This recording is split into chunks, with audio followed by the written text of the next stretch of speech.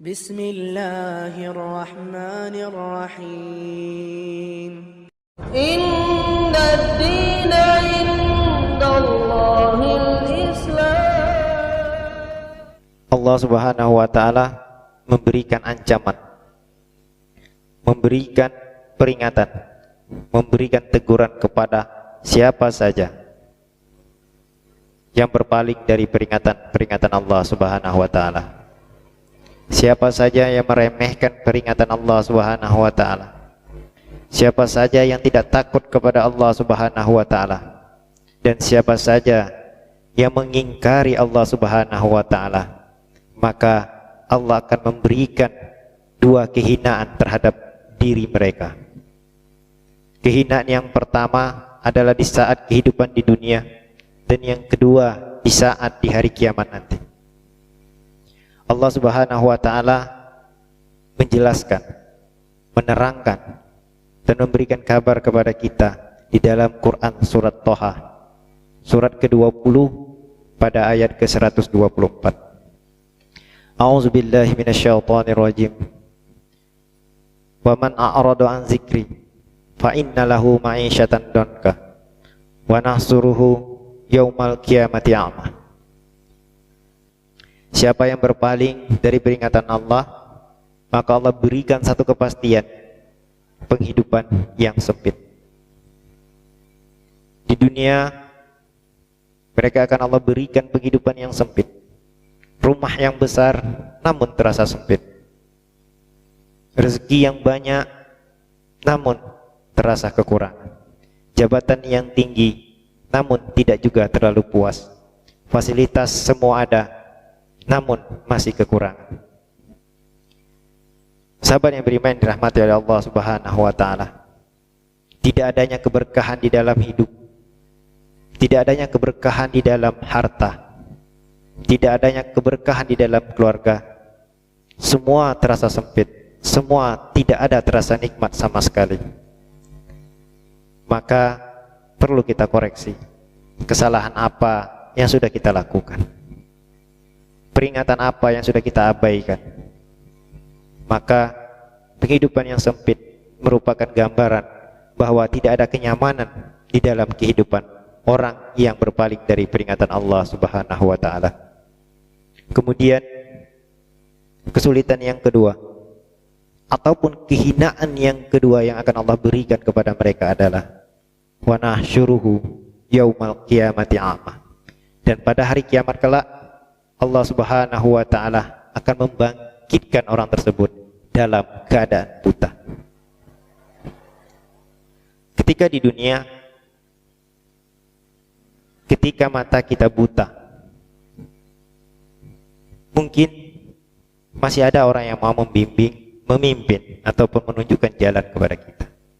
Lalu apa jadinya jika di hari kiamat kelak kita dibangkitkan dalam keadaan buta? Siapa yang mampu menolong dan siapa yang mampu membimbing kita?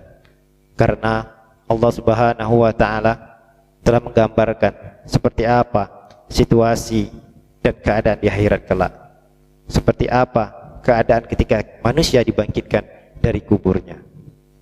Allah Subhanahu wa taala berfirman di dalam Al-Qur'an surat Al-Baqarah ayat kedua, surat kedua maksudnya, pada ayat ke-48. A'udzubillahi minasyaitonirrajim. Wattaqu yawman la tajzi nafsun an nafsin syai'ah wa la yuqbalu minha syafa'ah wa la yu'khazu minha 'adlu wa la hum yunsarun. Dan takutlah kamu pada hari itu ketika tidak seorang pun dapat membela orang lain sedikit pun. Ayah tidak dapat membela istrinya. Ayah, seorang bapak tidak mampu membela, menolong anak dan istrinya. Pimpinan yang diagung-agungkan, atasan yang begitu dihormati, tidak akan mampu membantu siapapun, tidak akan mampu, atasan tidak akan mampu untuk membantu bawahannya, dan bawahannya juga tidak akan mampu menolong atasannya. Dan takutlah kamu pada hari ketika tidak seorang pun dapat membela orang lain sedikit pun, sedangkan syafaat dan tebusan apapun darinya tidak diterima dan mereka tidak akan ditolong. Sahabat yang beriman yang dirahmati oleh Allah Subhanahu wa taala, apa jadinya ketika Allah Subhanahu wa taala menyatakan Allah Subhanahu wa taala tidak akan menolong, maka siapa yang mampu menolong kita?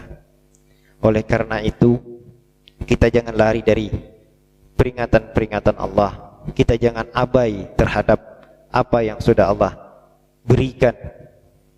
Kita jangan lupa bahwa kita semuanya akan menghadap Allah Subhanahu wa taala. Lalu kembali kepada surat Thaha tadi pada ayat ke-124, orang-orang yang dibangkitkan nanti dalam keadaan buta, mereka akan berkata kepada Allah Subhanahu wa taala, mereka akan bertanya kepada Allah Subhanahu wa taala, qala rabb lima hasyartani a'ma wa qad kuntu basira.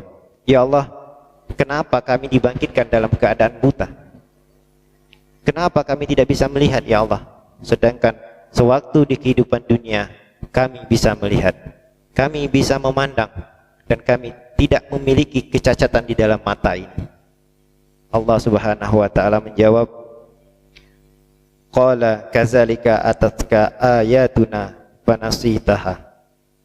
Dia Allah berfirman, demikianlah dahulu telah datang kepadamu ayat-ayat kami. Wa kadzalikal yauma tunsa. Dan kamu mengabaikannya. Jadi begitu pula pada hari ini kamu diabaikan. Sahabat yang beriman yang dirahmati oleh Allah Subhanahu wa taala. Wa kadzalika najzi man asrafa wa lam yu'min bi ayati rabbih wal azabul akhirati asyaddu wa abqa. Yang perlu diingat adalah Allah Subhanahu wa taala juga menjelaskan susahnya hidup di dunia masih ada batasnya. Rasa sakit di dunia masih ada batasnya. Susah di dunia masih ada batasnya. Kaya di dunia masih ada batasnya. Lapar di dunia masih ada batasnya. Jabatan di dunia masih ada batasnya. Namun Allah Subhanahu wa taala mengabarkan, wal azabul akhirati asyad wa abqa. Azab di akhirat itu lebih berat dan lebih kekal. Oleh karena itu, berhati-hatilah dan takutlah kepada Allah Subhanahu wa taala. Tingkatkan ketakwaan kita kepada Allah Subhanahu wa taala sebelum ajal menjemput, sebelum kematian itu datang menghampiri kita. Oleh karena itu, Allah Subhanahu wa taala senantiasa memberikan kesempatan kepada kita. Dalam 1 kali 24 jam selalu ada kesempatan. Namun apakah kita mau mengambil kesempatan yang telah diberikan oleh Allah Subhanahu wa taala? Apakah kita masih sibuk dengan kehidupan duniawi yang akan kita tinggalkan? Kepastian yang tidak akan bisa dipungkiri adalah kematian dan bertemu dengan Allah Subhanahu wa taala untuk mempertanggungjawabkan semua apa yang telah kita lakukan semasa hidup di dunia.